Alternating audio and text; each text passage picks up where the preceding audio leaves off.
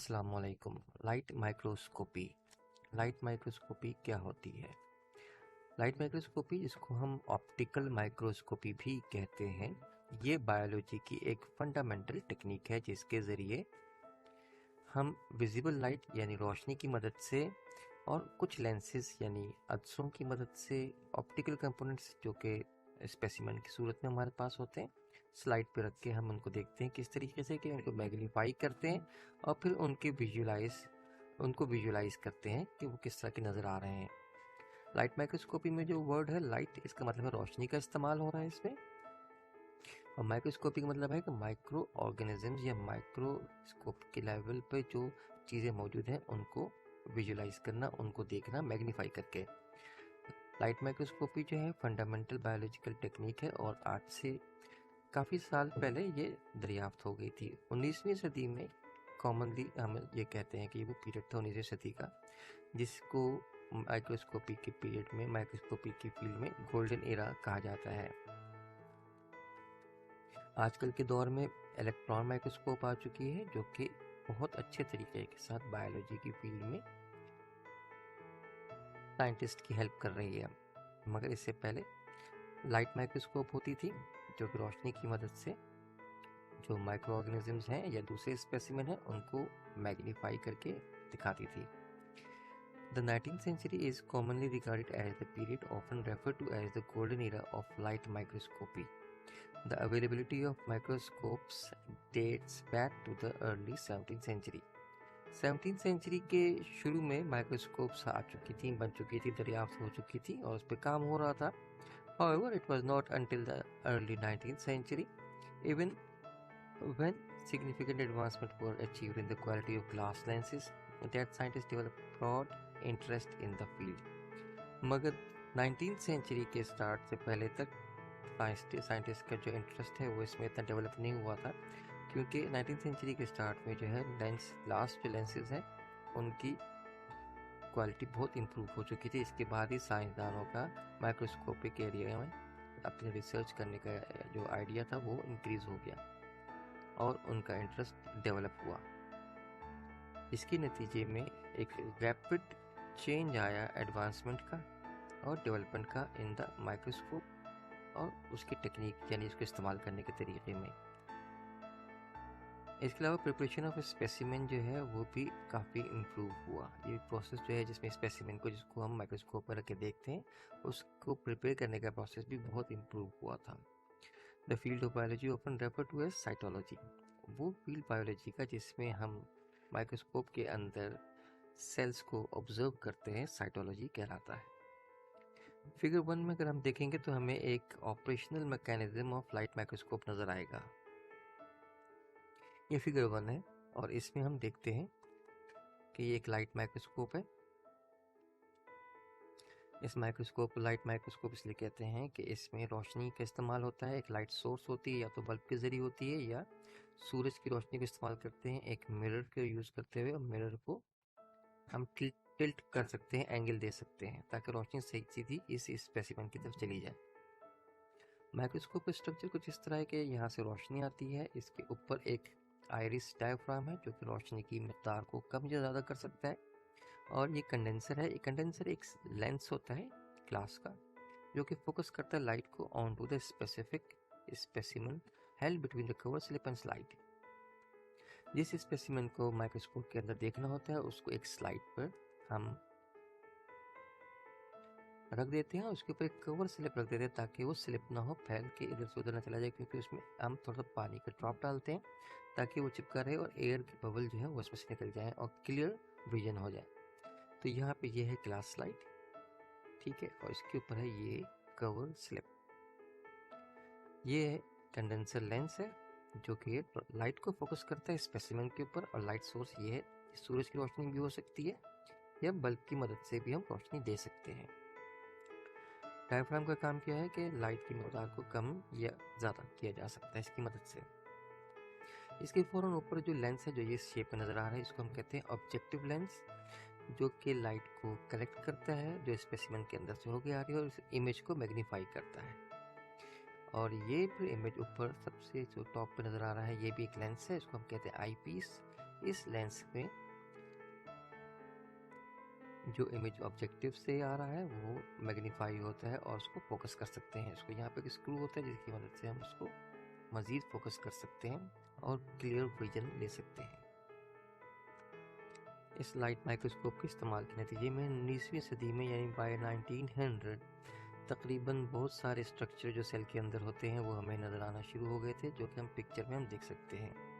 Picture number 2 में या figure number 2 में हमें एनिमल सेल नज़र आएगा, जो कि 1900 तक हम ऑब्जर्व कर चुके थे, साइंटिस्ट ऑब्जर्व कर चुके थे और पहचान चुके थे। और फिगर नंबर 3 में प्लांट सेल नज़र आएगा। अब हम पिक्चर को या फिगर को देख लेते हैं। ये है एनिमल सेल। ये एनिमल सेल 20 माइक्रोमीटर अक्रॉस है, यानी इसका डायमीटर 20 माइक्रोमीटर है। इसमें बीच में हमको न्यूक्लियस नज़र आ रहा है, न्यूक्लियर एनवेलप है ये इसके इर्द गिर्द। इसके अंदर क्रोमेटिन है जो कि डीपली स्टेन्ड है, और ये कोने पे हमें न्यूक्लियोलस नज़र आ रहा है जो कि डीपली स्टेन्ड है, कलर्ड है। 1900 यानी ईयर 1900 तक ये सारी चीज़ें ऑब्जर्व हो चुकी थी। सेल सरफेस मेम्ब्रेन नज़र आ रही है ये। इसके अलावा माइटोकॉन्ड्रिया ऑब्जर्व हो चुके थे, पहचान में आ चुके थे। कुछ स्मॉल स्ट्रक्चर्स थे जिनको उस वक्त तक आइडेंटिफाई नहीं किया जा सका था। इस न्यूक्लियस के बिल्कुल इधर सेंट्रियोल मौजूद है, जो कि न्यूक्लियस के हमेशा साथ ही नज़र आता है और इसका रोल न्यूक्लियर डिवीजन में है। और यहाँ पर गोल्गी बॉडी है जो कि उस ज़माने में हमें ऑब्जर्व हो चुकी थी। बाकी रिमेनिंग जो पोर्शन है हम उसको साइटोप्लाज्म कहते हैं। सिमिलरली जो उस ज़माने में यानी 1900 में जो प्लांट का सेल था जो कि ऑब्जर्व किया गया था अंडर लाइट माइक्रोस्कोप, वो 40 माइक्रोमीटर उसकी जो है लेंथ थी या विड्थ थी। और उसके अंदर क्या कुछ था, देखिए एक बहुत बड़ा सा वैक्यूल है ये, और इस वैक्यूल के इर्द गिर्द जो मेम्ब्रेन है उसको कहते हैं टोनोप्लास्ट, मेम्ब्रेन सराउंडिंग वैक्यूल। और वैक्यूल जो है ये सेंट्रल पोजीशन हमें नज़र आ रही है, साइड पोजीशन में भी हो सकता है। यहाँ पे इस सेल में सेंट्रल पोजीशन, सेंट्रल इन बीच में नज़र आ रहा है। इस वैक्यूल की वजह से न्यूक्लियस साइड पे हो जाता है, और ये बिल्कुल न्यूक्लियस देखें बिल्कुल प्लांट के न्यूक्लियस की तरह ही है। एक न्यूक्लियस की मेम्ब्रेन है, यानी न्यूक्लियर एनवेलप जिसे कहते हैं। इसके अंदर क्रोमेटिन है डीपली स्टेन्ड, और इसके अंदर न्यूक्लियोलस है डीपली स्टेन्ड। ये डीपली स्टेन का मतलब ये है कि स्टेन का जो कलर है वो ये स्ट्रक्चर जो होते हैं ज़्यादा अच्छे तरीके से एब्जॉर्ब करते हैं और विजिबल हो जाते हैं। इसके बाद गोल्गी ऑपरेटस यहाँ पे भी नज़र आ रहा है। कुछ स्मॉल स्ट्रक्चर्स हैं जो कि प्लांट सेल में भी उस ज़माने में क्लियर नहीं थे क्या है। क्लोरोप्लास्ट बिल्कुल विजिबल है, क्लोरोप्लास्ट के अंदर मौजूद ग्रेना भी विजिबल थे। ये सेल वॉल है, और सेल वॉल जो है किस चीज़ से जुड़ी हुई है, मिडल लैमेला से, जो कि थिन लेयर है holding cell together contains calcium pectate. दो सेल्स को आपस में ये पकड़ के रखती है, और ये कैल्शियम पेक्टेट की बनी हुई होती है। इसके बाद है cell wall of neighbouring cell, यानी दो सेल आपस में जुड़े हुए हैं करीब करीब, तो हम सेल साथ साथ ही होते हैं, तो दूसरे सेल की सेल वॉल है। दो सेल्स के साइटोप्लाज्म को आपस में कनेक्ट करने के लिए प्लांट सेल्स के अंदर एक सिस्टम होता है जिसको हम कहते हैं प्लाज्मोडेस्माटा, जो कनेक्ट करता है साइटोप्लाज्म ऑफ नेबरिंग सेल। वो इस तरह ये जैसे एक नाली सी होती है कनेक्ट कर रही है, ये नज़र आ रही थी उस ज़माने में 1900s में। मिडिल लेमेला हमने डिस्कस कर लिया, टोनोप्लास्ट हमने डिस्कस कर लिया। सेल सरफेस मेम्ब्रेन जो है वो बिल्कुल इस सेल वॉल के साथ, ये आपको नज़र आ रही है ब्लैक कलर की चिपकी हुई है, प्रेस्ड है, यानी उसके साथ लगी हुई है और बिल्कुल अलग नहीं है। वैक्यूल हम डिस्कस कर चुके हैं। ये बाकी रिमेनिंग जो पोर्शन है वो साइटोप्लाज्म है, और ये रेड कलर के माइटोकॉन्ड्रिया हैं।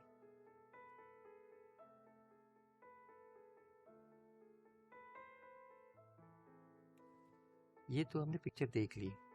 By the year 1900, all of the structures seen in the figure 2 and 3 had been identified and documented. यानी इनके बारे में डिस्कशन भी हो चुकी थी कि ये क्या चीज़ है, और आइडेंटिफाई भी हो चुकी थी।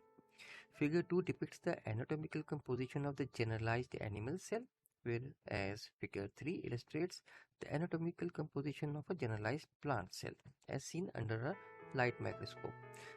लाइट माइक्रोस्कोप में जैसा नज़र आ रहे हैं एनिमल सेल और प्लांट सेल, ये हमने यहाँ पे अभी डिस्कस कर लिए। A generalized cell encompasses all the structures that are often seen inside a cell. जब हम बायोलॉजी में जो कहते हैं कि जनरलाइज सेल है, तो इसमें आमतौर पे वो तमाम चीज़ें जो कि जनरली नज़र आती हैं वो डिस्कस होती हैं, वो दिखाई जाती हैं।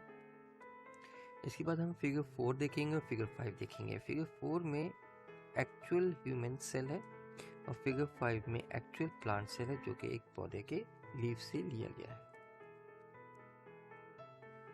जो ह्यूमन सेल है वो इंसान के गाल के अंदर से मौजूद जो सेल्स हैं वो स्क्रैप करके वो निकाले गए हैं और उनकी ये 400 टाइम्स 400 यानी इतनी ज़्यादा मैग्नीफिकेशन है, 400 टाइम्स की मैग्नीफिकेशन के साथ हम यहाँ पे देख रहे हैं।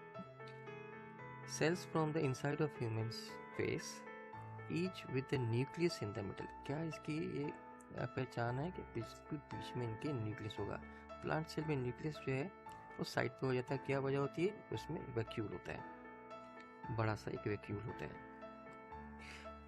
जो हम ये कह रहे हैं कि each with a nucleus in the middle which is a normal feature of animal cell. ये एक नॉर्मल फीचर है एनिमल सेल को पहचानने का एक फीचर है, इसे पहचाने भी जा सकते हैं।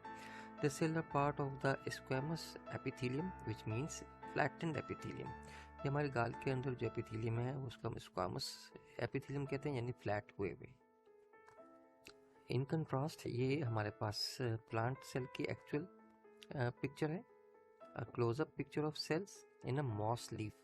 मॉस जो पौधा है उसके लीफ में जो सेल हम देख रहे होते हैं, और ये भी 400 टाइम्स मैग्नीफाई हुई है। इसके अंदर अगर हम देखेंगे तो हमारे पास ये ज़्यादातर ये ग्रीन ग्रीन नज़र आ रहे हैं, क्लोरोप्लास्ट है। That is all. Thank you very much. अस्सलाम वालेकुम।